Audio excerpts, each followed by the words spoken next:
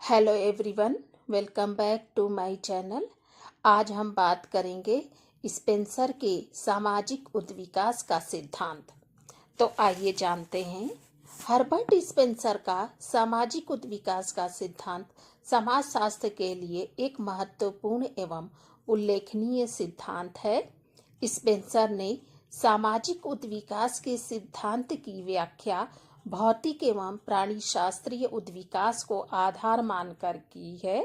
Spencer ने अपने उद्विकास के नियम या सिद्धांत का प्रतिपादन अपनी प्रथम पुस्तक फर्स्ट प्रिंसिपल में किया है। यह सिद्धांत मूल रूप से इस बात पर आधारित है कि समाजों का उद्विकास और उनका विकास होता रहता है।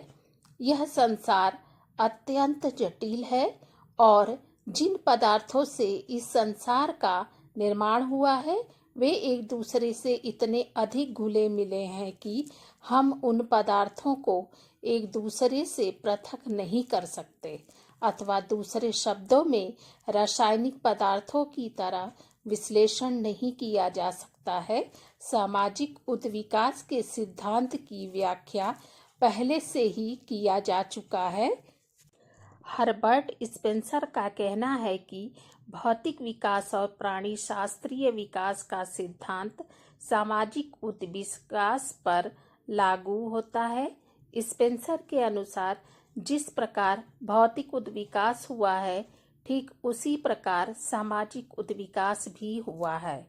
वह उससे स्पष्ट होता है कि समाज का उद्विकास सरल से जटिल की ओर हुआ है। इस उद्विकास में जीवन संघर्ष और अनुकूलन का नियम भी लागू होता है।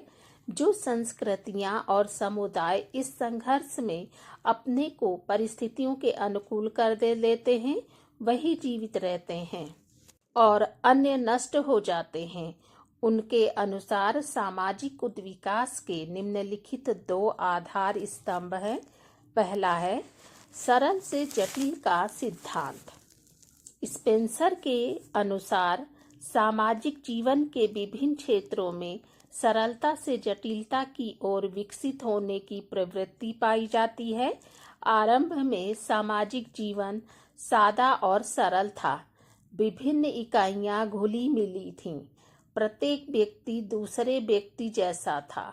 प्रत्येक व्यक्ति को प्रत्येक काम स्वयं करना पड़ता था और इस सब प्रकार समाज का रूप अनिश्चित था। जैसे जैसे समाज का विकास होता गया, वैसे वैसे श्रम विभाजन और विशेषीकरण का नियम काम करने लगा। प्रत्येक मनुष्य का काम निश्चित होने लगा और प्रत्येक मनुष्य से उसकी काम लिया जाने लगा जो उसके लिए निश्चित कर दिया गया है। वास्तव में विकास का यह क्रम सरलता से जटिलता की ओर तथा अनिश्चित से निश्चित की ओर हुआ है। दूसरा है जीवन संघर्ष का सिद्धांत। स्पेंसर के अनुसार जिस प्रकार जीवधारियों में संघर्ष के कारण जीवन का विकास होता है, ठीक इसी प्रकार समाज का विकास भी संघर्ष के कारण होता है। समाज का उद्विकास भौतिक उद्विकास की भांति ही होता है। जिस प्रकार भौतिक उद्विकास से पदार्थ तथा गति में संतुलन बना रहता है, इसी प्रकार का संतुलन समाज में भी पाया जाता है। समाज में संतुलन का आधार समानता है। प्रत्येक समाज एक दूसरे का अनुकरण करता है। इस अनुकरण के कारण समाज आगे बढ़ता है और इस प्रकार समाजों में आगे बढ़ने के लिए संघर्ष की स्थिति उत्पन्न हो जाती है।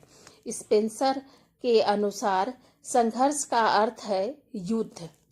समाज में युद्ध का उद्देश्य विरोधी पक्ष को समाप्त करना है। यही संघर्ष प्राणी शास्त्रीय विकास में भी निर्बलों का निरसन तथा सबलों को जीवित रखने के लिए किया जाता है। युद्ध के कारण समाज में उन्नति होती है, नए आविष्कार तथा संगठनों का जन्म होता है।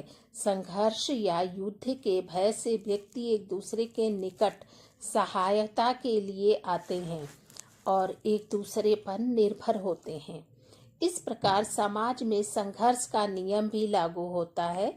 इसका एक महत्वपूर्ण कारण यह भी है कि प्रकृति जगत में जिस उदारता के साथ मनुष्यों की उत्पत्ति करती है, उतनी ही उदारता से यह इनकी रक्षा भी नहीं कर सकती। स्पेंसर ने सामाजिक उद्विकास के सिद्धांत की आलोचना की है। आइए जानते हैं। पहला है, जिन्सबर्ग ने इस सिद्धांत की आलोचना करते हुए लिखा है कि यह धारणा कि उद्विकास सरलता से जटिलता की ओर परिवर्तन है, इस पर गंभीरता से विवाद किया गया है। दूसरा है, स्पेंसर ने विकास, प्रगति और उद्विकास शब्दों का प्रयोग समान अर्थों में किया है, जो कि पूरी तरह गलत है।